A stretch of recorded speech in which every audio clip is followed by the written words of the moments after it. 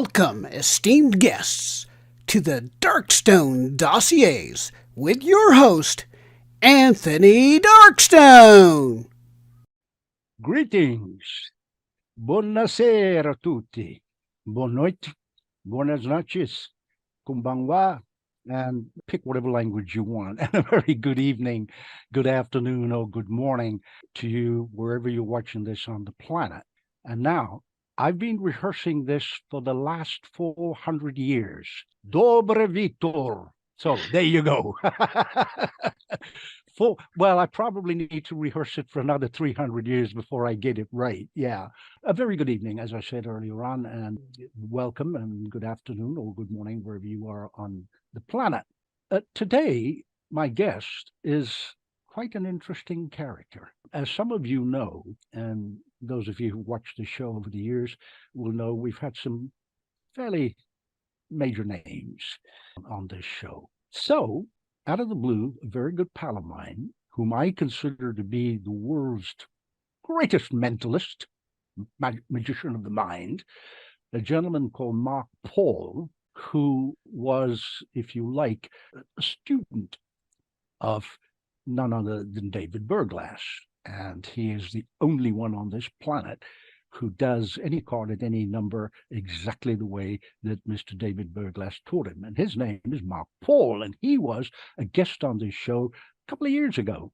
And he contacted me and he said, I got a great guest suggestion for you. I said, okay, who is it? And he said, this incredible guy called Radek Hoffman. So obviously, when Mark Paul recommends something to you, you pay attention. So I paid attention, got in touch with this amazing gentleman, and I was kind of like really blown away with his attitudes to magic, how he treats magic, how he works his magic, all the aspects of everything, which we will cover that. Now, as is customary, we run little clips of my guest before I actually get to having a conversation with them. So we have one such short clip by way of a mini introduction, and I'll get to the real one in good time. We can run that very short clip.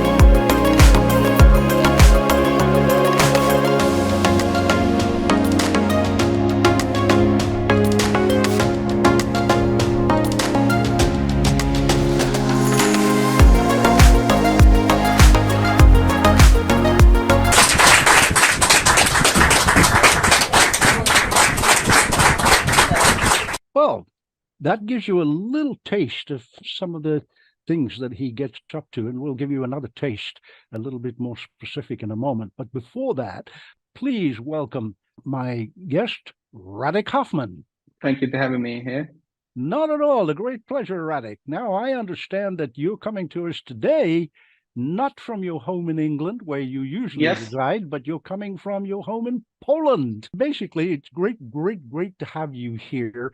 And I know in preparation for this show, I was quite amazed and stunned by some of your attitudes to magic, and more specifically also to what I would call magic of the mind stroke mentalism.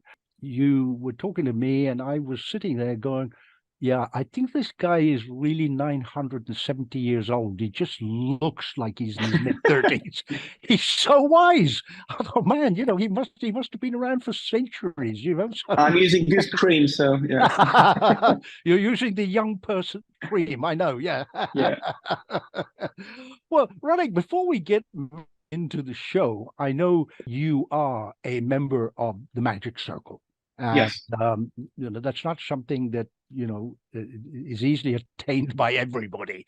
There's a process I think many people know that you have to go through to become a member, and once you are a member, then you can go to the next stage, which is an associate a member of Magic Circle with a silver star and then a gold star, etc. So I'm absolutely delighted and proud to brag that I'm a silver star member. So there, I'm bragging. Hopefully that will happen to you in due course. Now, I brought this up because we have a clip where you are in the Devant room in the Magic Circle. Your volunteer is none other than a wonderful magician called Pierre de Bouvier. I've met him, and he's remarkable, and he's just done a lecture, etc., at the Circle a few months ago. And he's your volunteer, a very knowledgeable man. But I thought we want to show this clip because the attendees can get to see one effect from start to finish, and also coming from the Devant room at the Magic Circle. Before we start, a few things. Inside is one drawing and one small envelope. We'll come back for that later, all right? Okay. But for now, I'd like to tell you absolutely true story. So when I was a kid, I was so fascinated about my grandpa because, first of all, he showed me magic and he taught me how to do stuff. But also, he was traveling all around the world, and very often he sent me like postcards or luggage tags from different places to show me how the world looked like. And that was pretty cool. So I was always be just like him. And when I was 18, he gave me the watch. And he said, Radek, when the time will be right, you can do whatever you like to do, right? And actually he was right, because now I'm traveling a lot and I'm sharing magic with people, and I'd like to share something with you. So watch, every single time when you touch the crown like this, you change the sign. Mm-hmm. Did you see that? Yes? Yeah. So every single time when you touch it, you just change the time. So first I can go like this, and then you can set up on any time you like, and then you press like that. Mm-hmm. So then you have the random time. But to make this really random, you cannot see the time because you can somehow be influenced by that. Sure. So I'll just unlock the crown for you, and you can actually hear the sound of the watch. Can you see that? So could you move the crown? Sure. And just push, and whatever you like, just press it back. Like that? Yeah. So now the time is set, and hold it with your left hand. Like this? You can hold it like that. Is that okay? I prefer to go like that. Yeah, sure. Perfect, great. And now you need to generate the random number, but for that we use the invisible die. You need to throw it 3 times. So okay. First throw. Okay, I've got a 4. 4, yeah. Okay, great. Second. 5. So we have 9 in total. Yep. Last one. Okay, I get 3. 3, so what was the number? So we have 12 in total. 12. You happy with that one, or you want to change one of the outcomes? No. 12 is fine? You sure? Yeah. Good. Right, so count with me. 12, right? Mm-hmm. That was your number. 1, 2, 3, 4, 5, 6, 7, 8, 9, 10, 11, and 12. And we have Maldives, right? Maldives, yes. If it will be one more, will be Kiev or Toronto. One previously will be Tokyo or any other. Actually, we have like a bunch of different luggage tags from different places all around the world. But you choose the Maldives, am I right? Yes. So when you think about the Maldives, what kind of picture you have in your mind? I mean, a beach, like the water, like clear water, palm trees. Mm-hmm. When I was a kid, I was always thinking about one specific image in my mind about my future destination. I don't know the name yet, but I remember there was exactly the same image you have. As a proof, I will show you. So that's the envelope, right? I was talking on the beginning, and then that's the drawing I told you. Mm-hmm. And you said palm trees, beach, sun. That's the thing. Oh, wow. But if you watch, go for different destinations like Prague, San Francisco, Moscow, I know London, Hamburg, they're all not related with that picture. No, they're not. They're not beachhead locations. Yeah, exactly. And do you remember the small envelope I was talking about in the beginning? Mm-hmm.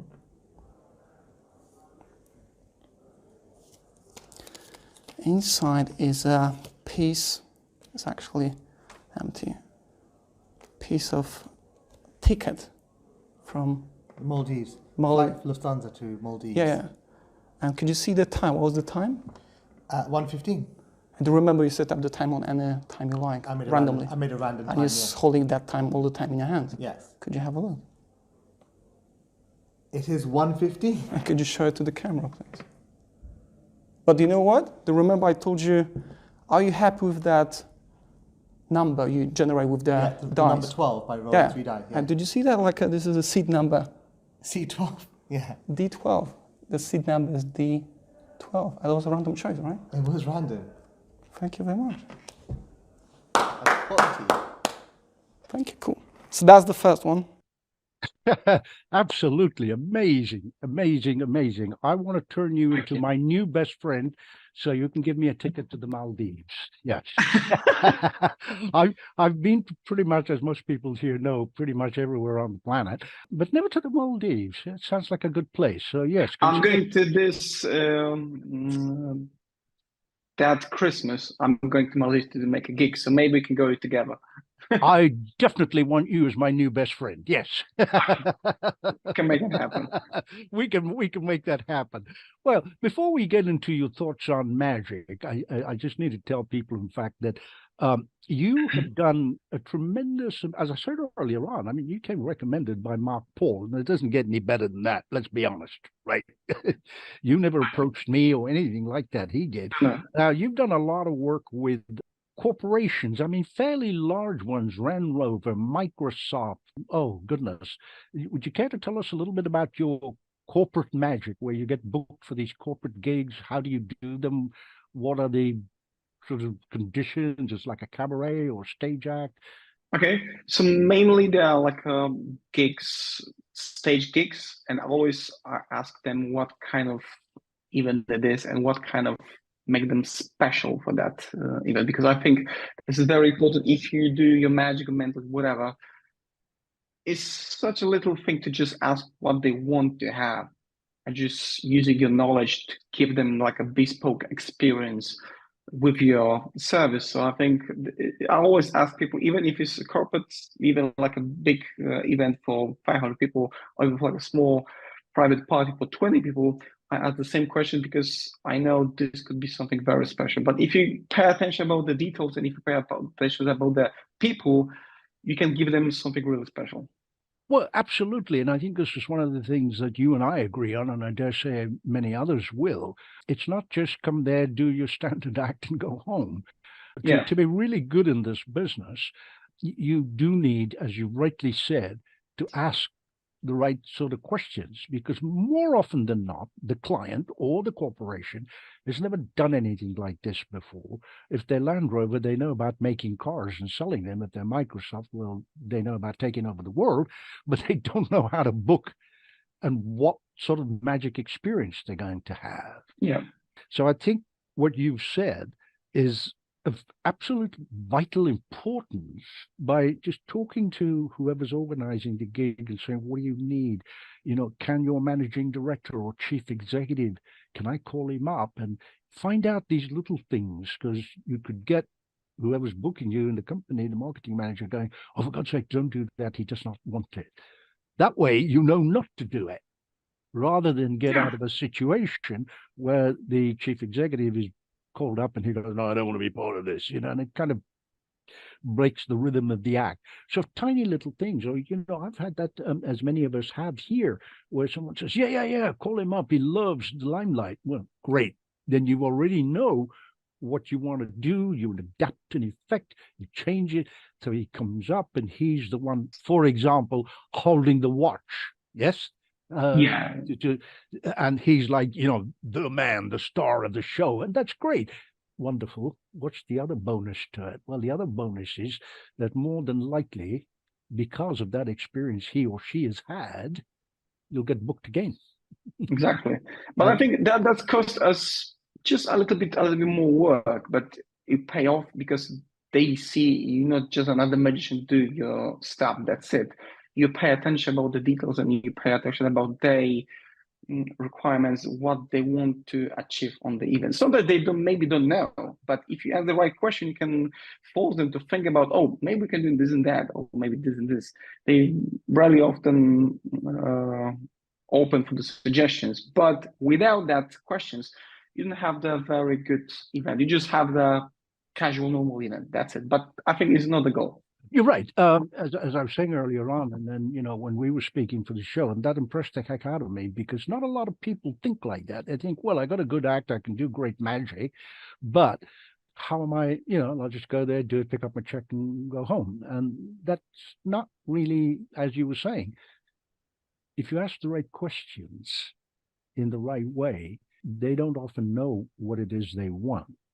So you give them, I think, to use a word that we've all used, you give them an experience rather than just a magician doing a show. Yeah, exactly. I mean, earlier on, I mentioned Mark Paul and Mr. David Berglass. If anybody knows anything about magic of the mind, these are going to be the best. I mean, I know there's others, but the experience of doing something is that they ask, what would you like? Because the repertoire is so big. What do you do? For example, for Land Rover, you can't just go up there and make 4 tires disappear off a Land Rover. It's cool, but it's kind of, along that line. It's not what I call A grade to make them bring you back. Yes, you might kind of go, yeah, well, this electric car, you find it in the trunk or on the seat inside the locked Land Rover. Yeah, okay. But if you can do something really good with Land Rover, maybe, the license plate or some such thing, yes, or whatever, then it becomes an experience and they kind of, oh, wow, okay, great. So thank you for that. I want to take you to, because you adopt that attitude, you've had tons of sellout shows, I know, in Europe, in England, well, it's sort of part of Europe, in Poland, and so on. Would you like to tell us a little bit about these shows? What is your preparation? What is your mental, sorry, no pun intended. What is your mental preparation for things like this? Actually, you're in a very good moment to asking that question, because I'm preparing 2 shows and I want to put those shows on cruise ships. Mm-hmm. So I'm now on the stage of putting the shows together, and the next Sunday, actually, I'll be doing the preview show. We'll record it and everything, and to be ready to send it for the agents. But yeah, that's an interesting question, because the process was changing through the years, because when you develop as an artist or performer, you change your process. That's the main thing. And I think this is very important to not just stick with one. You need to always develop that process. And if you're doing that, it's a good sign that you're growing, right? So I think it's quite important to know that, to not use the same tools or the same process to do that. If you do the same, you probably deliver the same show, but with different tricks. But the value of the show will be still the same. So that's the wrong thing to do. So currently I'm working on the 2 shows, one with more magic related, but still is a lot of mentalism over there. Second show is mainly mentalism, mind reading show, but I always like to start with the message I want to give to the audience when they want to back home. So what kind of question I want to give them to have, what kind of memory I want to create after that show, not just to amaze them, because to amaze people is actually not that hard. Yes, you're right. It's not the skill itself to amaze people. No. And now I'm working on the routine, but it will be not the part of the show. But the key point of that routine is like a which hand routine, when you know which hand contain the coin or something like that. But the thing is, mainly this routine is about you being clever and where the coin is, for example, right? My point of view was thinking, okay, so don't go for that direction like Darren did. I think Darren's version is brilliant because it's Darren's, right? Right. So thinking how to put that routine together, but be original, and what that whole routine is all about. And I was thinking, okay, so maybe if I use like a ring or something very important for someone, which is their object, and another object is your object, which is not important for them. Now you have one hand all will be more important than another one. And also, you cannot tell which hand is which because they both contain the same object, right? So I hidden the method doing this. Mm-hmm. But during the whole process of revealing the hand, which hand contained the ring, on the end, the last part is, because I know where the ring is, I asked them to just bring the hands back and to move the hand with the ring on top. And I said, that's the interesting part, because I believe what is a true value is supposed to be always go on top, and what is not necessary for us is goes to the bottom. So you use that as a metaphor, what is important in life and what is not important in life. And that which hand routine is not just, oh, I'm that clever, I can read your mind, or I can read your body language to guess which hand contained the ring. Now you can use that to tell something more. So I really like that think that you can use lies to tell the truth, and that paradox is quite interesting to use in magic, in mentalism. It certainly is, and I think this approach absolutely. You're probably reading, all the words written on my head or inside it, because you make this into the experience, and this is a very good example that you used, as you were saying. Which hand? That one? Yeah, look at me, how clever I am. It's nothing. It's not an experience, as we were saying. Whereas this one, it becomes important because one of them contains their object. There is not a story, but there's a narrative that's with it, where they're getting involved. And to my way of thinking, even more importantly, the audience is involved. Even though they're not standing on stage with you, they're following this along, and that person becomes their ambassador. But because you're not focused on, because the method is related with the second object, all right? This is regardless about the method, you need to always hide the method in that way that will be invisible. So the story contained the ring or something personal and that extra thing in another hand. Mm-hmm. But the story, what they tell to the people who said will be, oh, he always know where I put the ring or something in my hand. That another thing will be deleted from that story. So I think this is also important to not put the heat on the method. The method is just a tool to give you the 100% method to do what we need to do. But you need to push that method away and leave that clean story that is always all about that ring. Absolutely. And I think, this is why you endeared yourself to me greatly.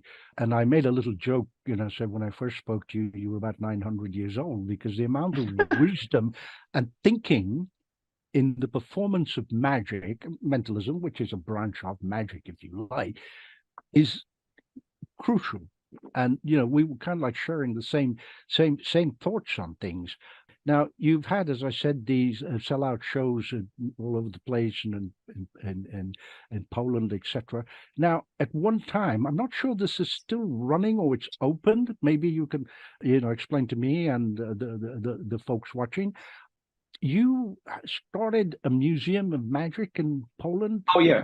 Yes. So that was in 2012 with my friend from Poland. We actually combine my collection of magic items like posters, books, all memorabilia related with the old masters of magic with his, and with support of another guy, like an older magician who was very passionate about the history of magic. Actually, he gave me that spark about why we should care about the history of magic in the first place.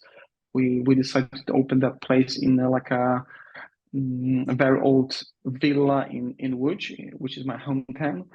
And we ran that place for 4 years without any extra support of private,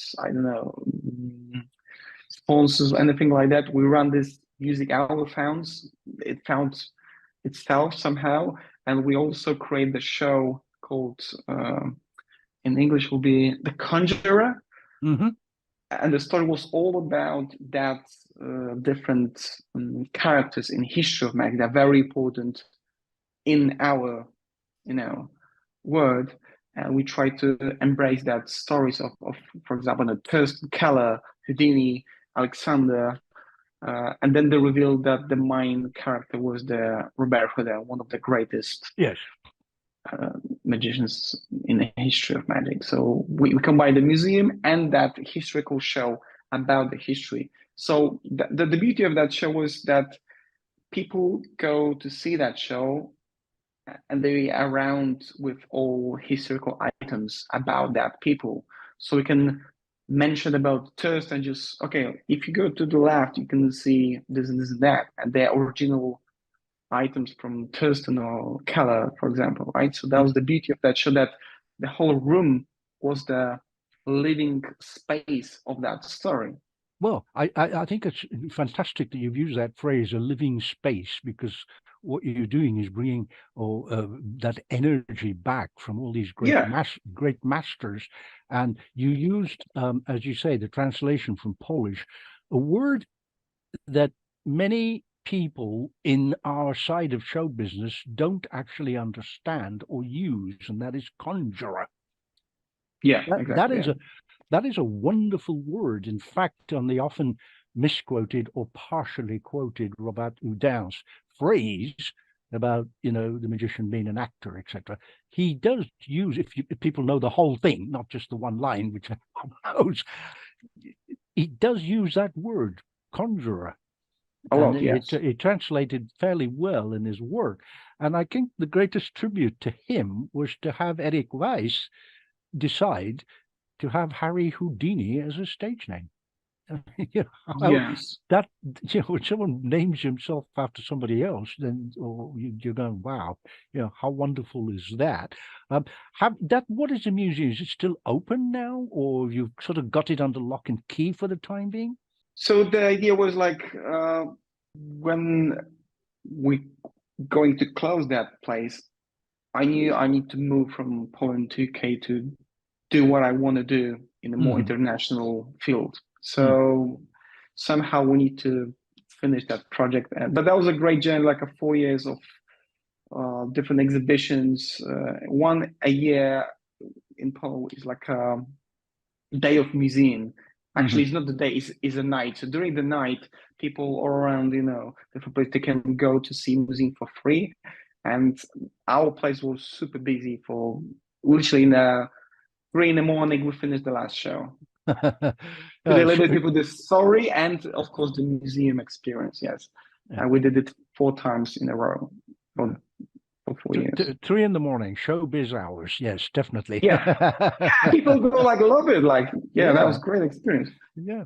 Now, you mentioned about, giving yourself a more international image outside of Poland. You moved to the UK. You've done quite a lot of shows there. And in fact, you've lectured in quite a few places. You've done a lecture tour in Italy. And I think next year you're going back to Italy and the US. Yes. So I was in Italy. Actually, I was in Rome a year ago, and there was a great magic community. They have great clubs, great people. They're very open for the new material, new people when they have a great routines to share and knowledge to share. And I contact Gianni Dora, who is very respect members of the, I think, TISM.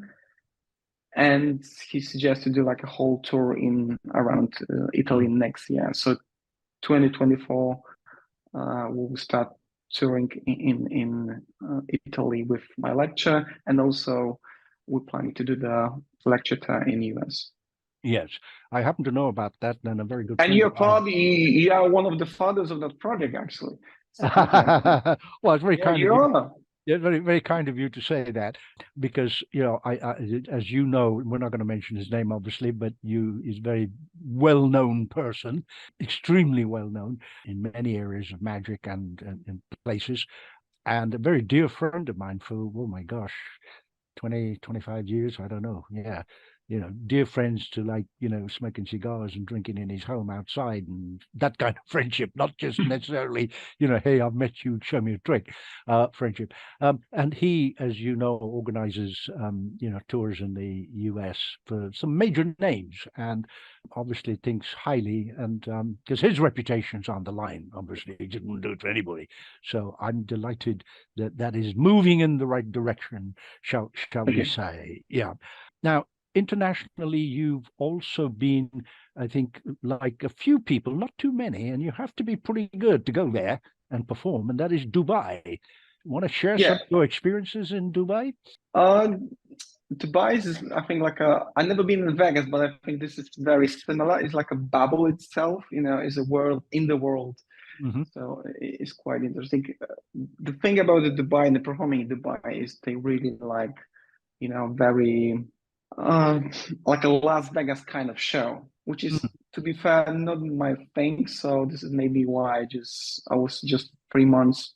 To be fair, it's a long time. Yeah, 3 months. It's a long gig. Yeah, right. Yeah. And I come back for like a 2 or 3 weeks a few years after. But yeah, it's a great experience because the market, I think, in Emirates and Qatar, that kind of directions, is quite big, and they're really hungry about new projects. So this is why people like, I don't know, Darcy Oak or other main names, they go for Saudi or Emirates to do the shows there because they now reopening for the like a more European or American market. Because a lot of people from other countries go there to spend time, and they want to spend time in a good, yes, entertainment.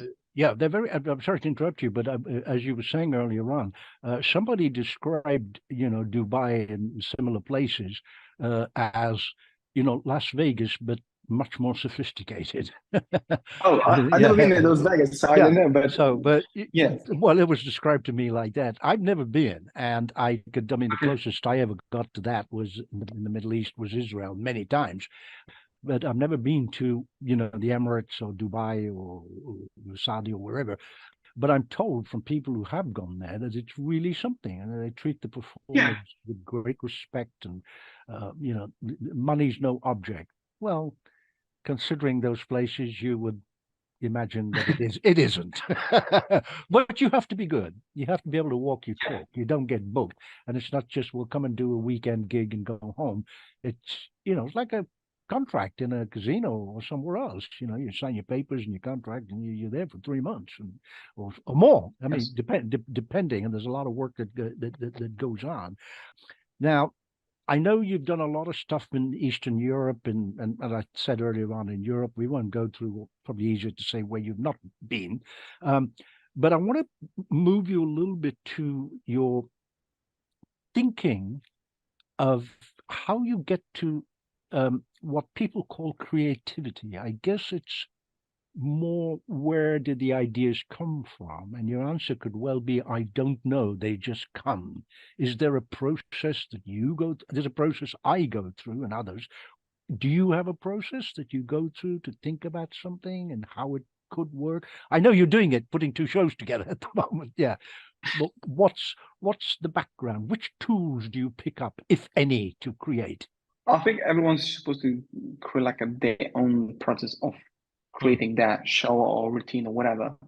But mine, of course, is, I believe that you're never supposed to stick with one method or one process, and that's the process. If you're evolving and if you're growing, you need to always change your skin like a snake. Like I think this is a good example because you're growing and that skin is not big enough for your knowledge now. So you need to just leave it back, create your new methods, new way of doing shows or putting the routines together.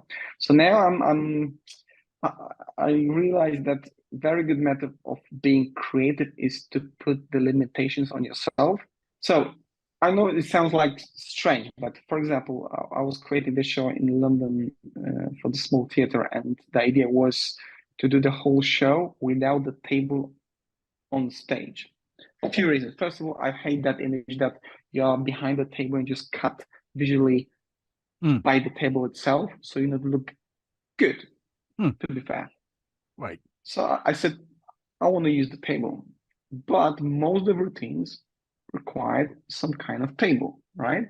Mm-hmm. So how to avoid it, how to do the same method, but without the table. So I was doing, I remember one of the things, the playing cards, I said, I need a place to spread the cards, for example. So how to manage that? And then I come up with the idea because the story was all about my childhood, my grandfather who taught me the first card trick, and actually it was a true story. So I come up with the idea, okay, let's create that environment that like was many, many years ago. I bring two pillows on stage. I ask one of the members of the audience to sit down on one pillow. I was sitting on another pillow, and we use the floor as a table. Wow. I love it. Yeah. It's like, it sounds stupid, but if you think about that, that idea came to me from the limitation of not having a table.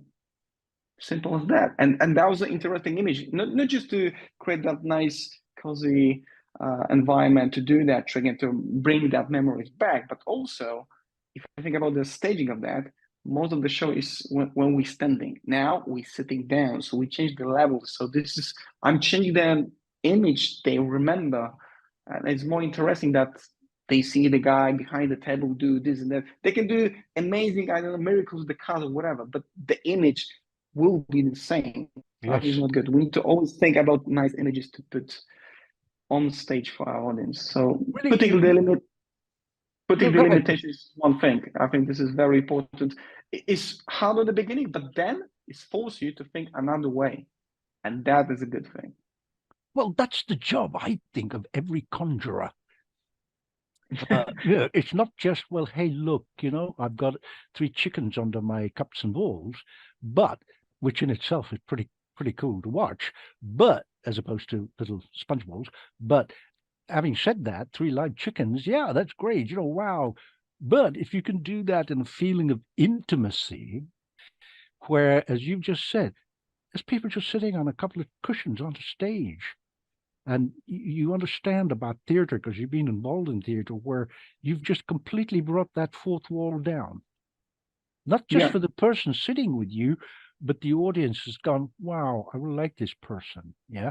And this is why I think sometimes doing magic sitting down, yes, he had a table, but Albert Goshman, who knew more about sponges than anybody, would sit at this table, and most of the time he was actually almost, lying on top of it. If you watch his stuff, and it's just creating a whole. Suddenly there was no table; it was just him there, because your mind knows there's a table, but there wasn't. It's just 2 people, and he was down here. So these 2 people were sitting up there on either side, and it was like, wow. So all of these little nuances, and you've had this theatrical background. You've also been something of an athlete, and I think perhaps you could share that with us with parkour. Yeah. Yes. I personally think anyone who does that is wonderful, but I also think anyone who does that is a complete and utter idiot. I've done some stupid things in my time, but I've never ever tried parkour. I'm not likely to at my age either. I can tell you that. Now, when I was younger, I did some silly stuff, as we all do. I'm still alive, but there we are. Now, for those who don't know, give us a brief description of what parkour is. I know it comes from the French parcours de combat, or some such phrase. So you explain what that is.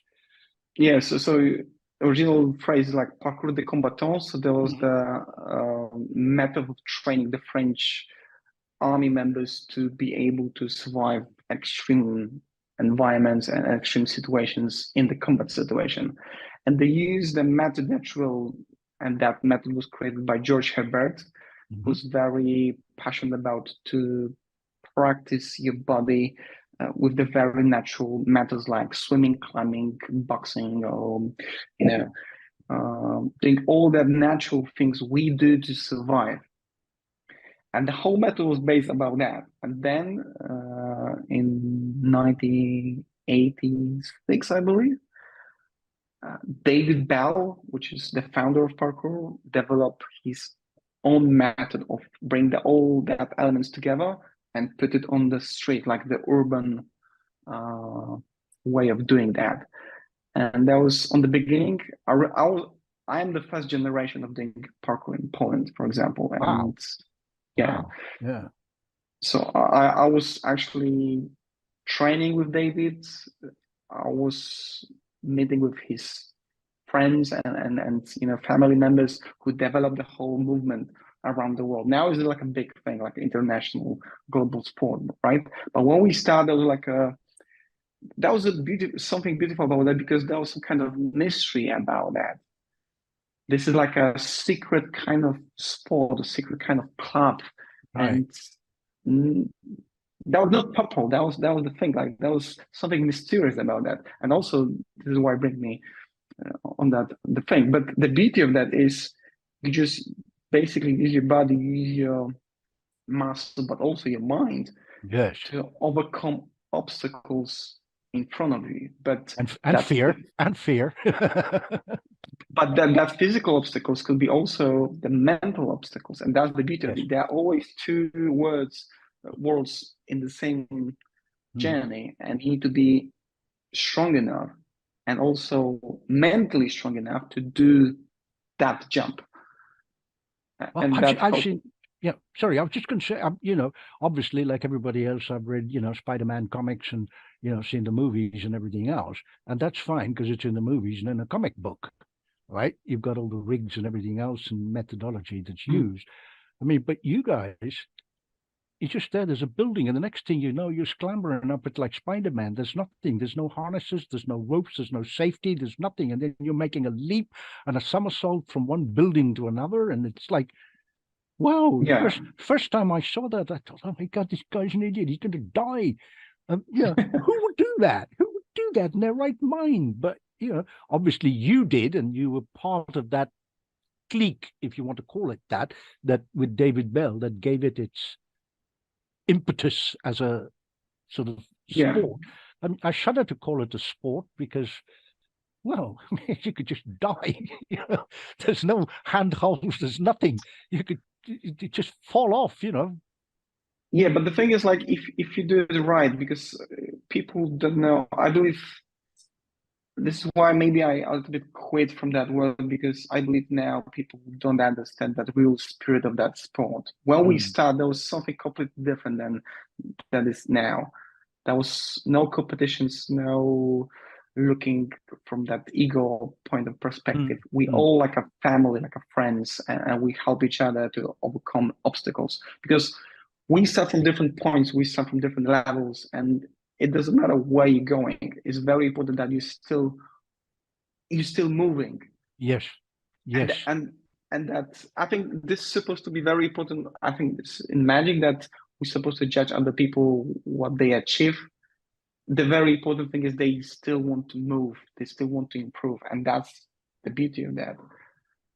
So there was the same spirit in parkour community before. It's like the old martial arts, which I know a little bit about. It's very close. Yeah, because nowadays it's sort of become an Olympic sport. Some of it has, and you can get a brown belt and a black belt. When a very great Sifu sensei was asked, what belt do you have, and he said, "Well, I just use it to keep my pants up." So that doesn't mean very much in those competitions. The true spirit of Bushido, the warrior, where you learn to be gentle, knowing that you can be deadly. So I kind of get it, and I think most people watching here will. But a lot of that help, I think, came because you used to be quite heavily involved in gymnastics as well. So that helped, I would imagine. Yeah, like the gymnastic David was very strongly influenced by gymnastic also, but he used gymnastic as an extra tool to be more flexible. He adds some elements from gymnastics, but just for fun. But the main core of parkour was to develop, techniques to be able to overcome the obstacles. But this is the same thing that people very often don't get the right idea about the parkour. So, for example, if you are the footballer, right, like, I don't know, Messi, and after the goal, you do the round of backflip. You do this, and it doesn't mean that is the part of the football. They're just your expression about where you are on time. So that's the same with parkour. Because you do this somersault, it doesn't mean that's the part of parkour. That's just way of expressing your emotions. That's it. But this is not the part of that. So this is quite like a small misunderstanding about what parkour actually is. Well, I'm fascinated when you talked about it, and then when we chatted, a couple of weeks ago to prep for the show, you brought this up, and I thought, well, we'll talk about it. How does that relate to magic? Well, in my view, because of your gymnastic training, your training as a dancer, your training in theater, all of that teaches kinesics, body language, where you need to be at that moment in time if you're producing a dove, or where you need to be in that moment in time if something disappears. And a lot of people, as you were saying earlier, you come on, you do something and it's gone. Ta-da! Well, so what? But if you mentally, your mind and body, and dare I say it, spirit is in absolute alignment, then that is energy, in parentheses, is conveyed to the audience. I have a sorry, I was just going to add very quickly. I know he happens to be here, so I won't mention his name. Is a good pal, and he has a habit of endearing himself to people in some of his mystery tales from ancient Egypt, or something else that he's talking about. The method and the magic itself, if you've been around for a while, is okay, well, that's pretty straightforward. But the manner in which he's done, and his body language that he uses, to produce something, or to, eventually find an Egyptian object that's, affected a curse on somebody else, or some such thing. This is where the body language, the kinesics, and the movement happens. And I think this is so important in magic, as opposed to standing there or behind a table going, whatever. Yeah. So what's your take on that one? I think you probably agree, wouldn't you? Yeah, but I think the first key point we need to mention is that specifically when you're performing on stage, when you have a stage and you just literally walk on stage, nothing happened, right? People will judge you from, they will see your first foot. Right.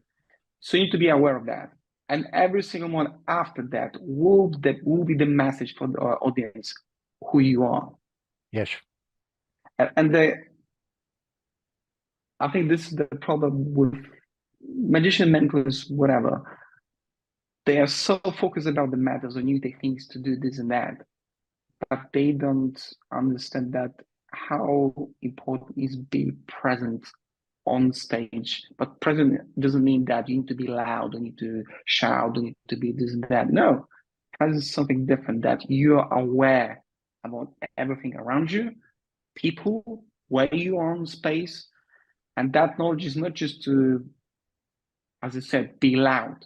It doesn't mean you are on stage. No. I saw really powerful people just being on stage, quiet, and they just wait.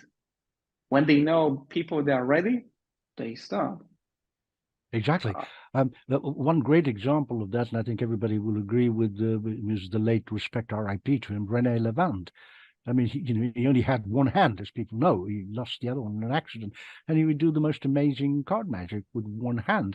And our president of the Association Magiciens Internationaux, after Tivoli, does a tribute to him. In fact, we did it in one of the recent shows, where he just used one hand as a tribute to René Levand. And you were making this point earlier. It's not just René Levand doing great magic with one hand. It's what he's saying and what he's not saying. When he's quiet, there's no ta-da, look at me. It's just quiet. Yeah. And the phrase that he continually uses, you cannot do it much, or I cannot do it much slower. Obviously in Spanish, no puedo ser más lento, which is, I cannot do it any slower. And that, as you say, registers with that audience. They go back and don't go, well, yeah, there's stunning magic with cards, forget it.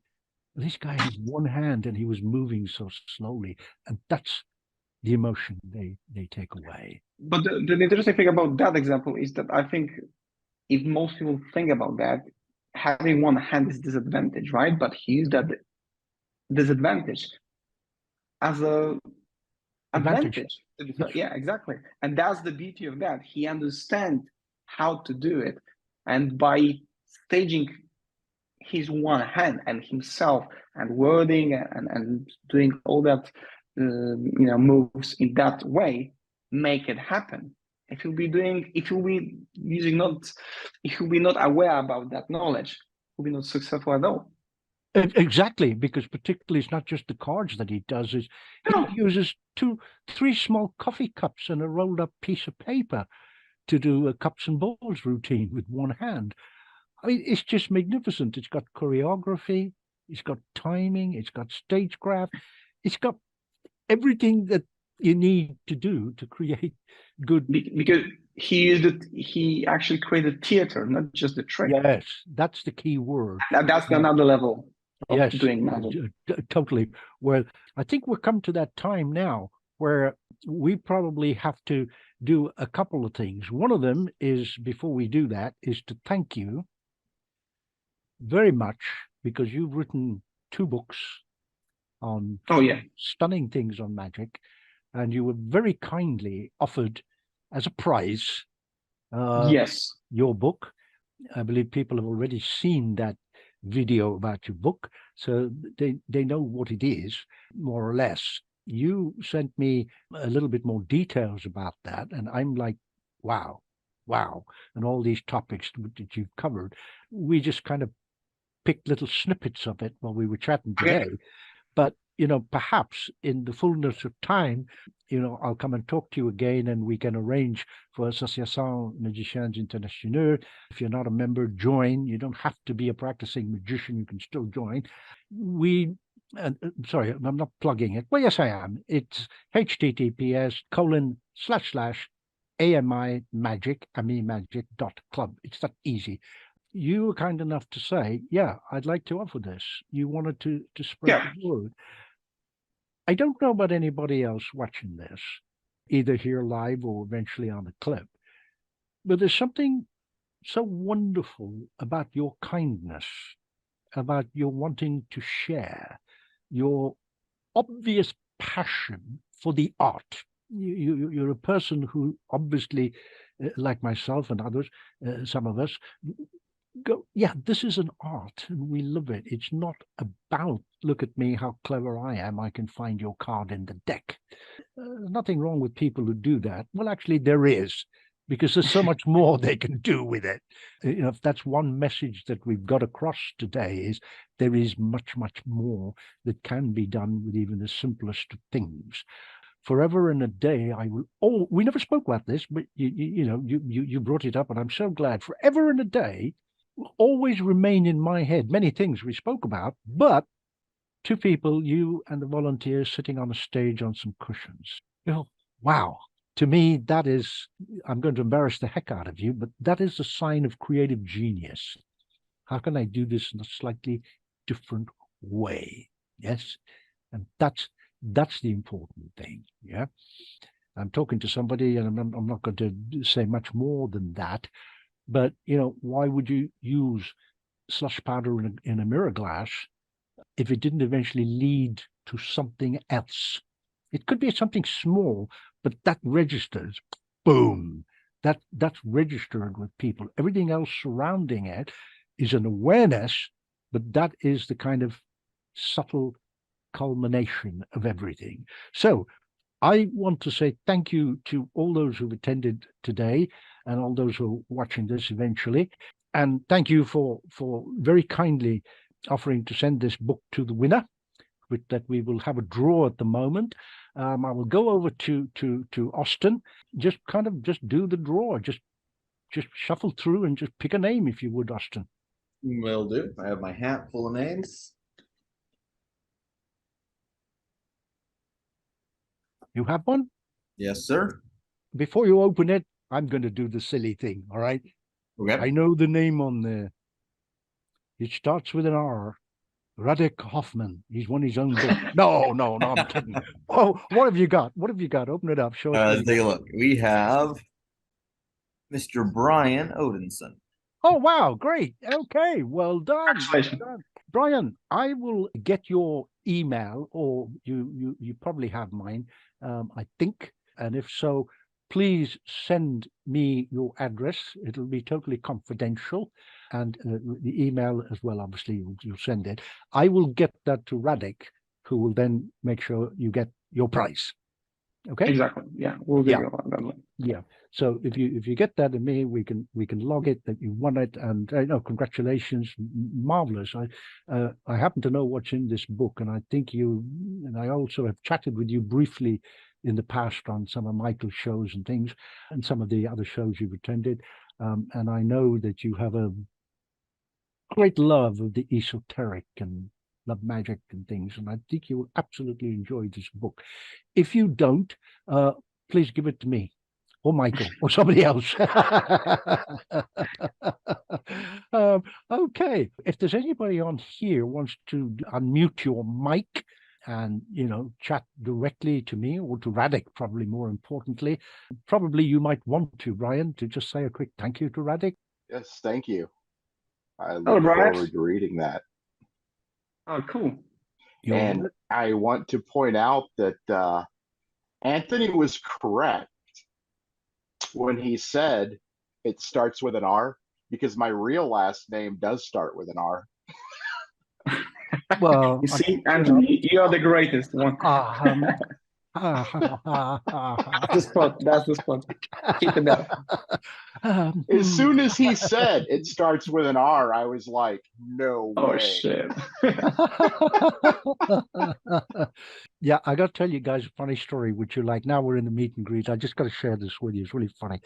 There's a gentleman called Tom Messerol, who some of you may or may not have heard of him.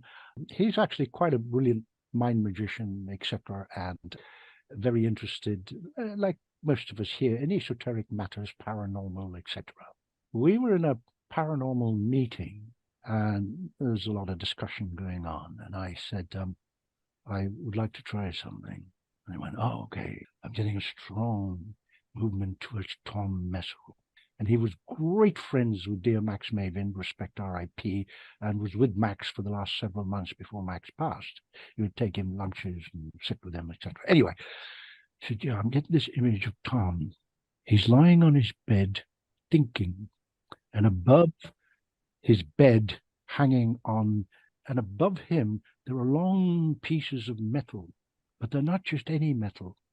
They are linked to some kind of Japanese thing. I'm not quite sure what it is. Well, he had forgotten that months ago he had mentioned that over his bed, well, not over it, behind it, as you can imagine, on the wall, he had two samurai swords. I'd remember that. So, of course, as Radek and I were chatting earlier, just kind of going samurai swords would have been, so good. So I'm like, connected with the Orient and bits of metal.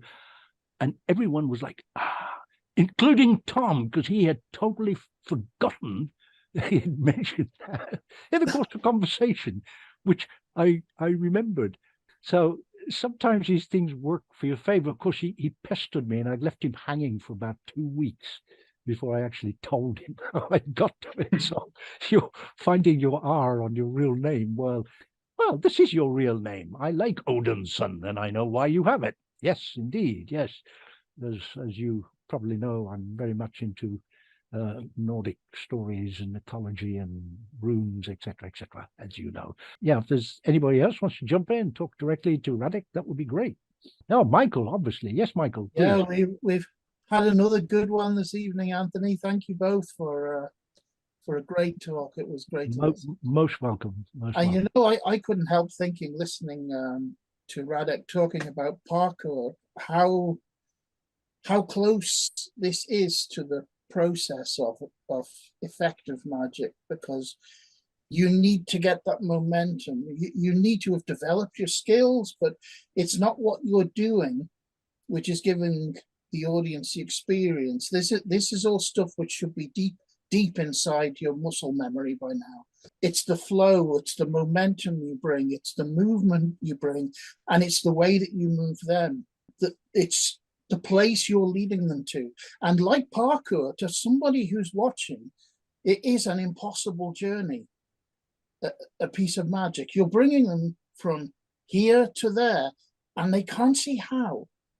In a possible way, yeah, that's true. Yeah, That's the metaphor of that, yes. It's a really strong image of how magic should be. And the real magic, of course, is because you're taking them on that flow. It's seamless, and it's what's happening in their experience and in their emotions. It's not the specific technique of a trick. I think actually what you just said is very close to what magic, good magic and mentally should look like, because people don't want to see the superheroes. They want to see heroes, they struggling with some kind of obstacles, and they want to see them past that obstacles. And the process seeing them and try to find the right solution for that is interesting part, because if you can fly from A to B, that whole process is not interesting for them at all. But if you know it's impossible to go from A to B, but somehow you need to find a way, that's the interesting story to watch. So this was really good to listen to tonight. Thank you both. Well, thank you, Michael, as always, an absolute pleasure. You jogged an analogy in my mind. It's like having the most sophisticated electric drill that can do everything and anything and make you toast and a cup of coffee in the morning. This is really a work of art. But if you don't have the right drill bit in there, tightened, it's useless. No, everybody's going, wow, that's a really cool drill. You know, it costs $5,000 and you can do this and do that. But if you're using a wood bit to drill through metal, well, it's not going to happen. So, yeah, you're so right in your observations, and I'm glad you picked up on that. You had me scared for a moment, Michael, though, because I thought you were going, yes, I'm going to start taking up parkour. And I went, oh, dear. It's never too late. It's never too late. Yes, it is. Trust me. Yes, it is. Some things are. Yes, it is too late. Yes, some things are. Yes. No, some things you sort of sit back and go, yeah, no, I don't think I want to try that. But the gymnastic, you can practice gymnastic I think, in any age, but with specific exercise. But on the gym, it's true. It's still, I know some older people, they still practice gymnastics, but of course they need specific exercise, being fit, but it's still gymnastic. Yeah. Well, one of the things that I'm a great believer in and passionate about, and I mean, we finished with the show, we talk a little bit, and he happens to be here because I'd like to get his views on it, is real Tai Chi, which happens at any age. Yes, watching that Tai Chi, some call it Qigong, etc., etc., etc. But the real Tai Chi and the absolute movements, some of it, in fact, people can do sitting down as I am now. Yes, and it does that. And I know a very good pal of mine is here from England, also a member of the Magic Circle. You probably even know him, dear Paul Abbey. Evening, Paul. Nice to have you here. Do you want to sort of talk about a little bit about the uses of Tai Chi, etc., within the performance? Yeah, I'd love to. There was you remember the great Bobby Bernard, the late great. Oh, absolutely. Bobby Bernard. Yes. He taught me a very, very valuable lesson many years ago, which he taught to one of his students. He put his student up in a rehearsal situation where he said, right, set your act up, set your candles up, get everything all ready to go. And he said, no, I'm going to introduce you just like you would do when you're going to go onto the stage. And he deliberately knocked both tables flying. So this lad was standing there. He's going, what the hell are you doing? And he said, get on with your show. And he said, I can't. You've just knocked my act over. And he said, bingo. That's what show business is about. That could happen by the host coming on. It could happen by the curtains pulling and pulling it over. And the valuable lesson here was I always have an emergency kit in the car. Now, where's that going with the Tai Chi? I will tell you where it's going. One of the biggest key factors that has kept me going most of my life, and particularly over the last few years, is the energy that I get from Tai Chi. I could have just completely let go of everything this afternoon, broke down in tears and walked away. But I didn't. I just thought, no, let's use this. Remember the Bobby Bernard scenario? And I just had the energy, and I had to just keep that energy going. But one of the things that I have learned from Tai Chi is something that they talk about in mental health, which is that action is powerful. So you've got to keep going. You've got to keep going. And that was a valuable lesson for me today. The energy I get from Tai Chi, and make no mistake, I do this every single day. It's powerful stuff, folks, as you well know, Sifu. Thank you, and thank you for referring to me as such. Yes, thank you. I was going to say, don't listen to Paul. Actually, he does that by drinking a pint of vodka every morning when he wakes up. Well, I think we're coming up to about almost 20 minutes after the hour, as they say.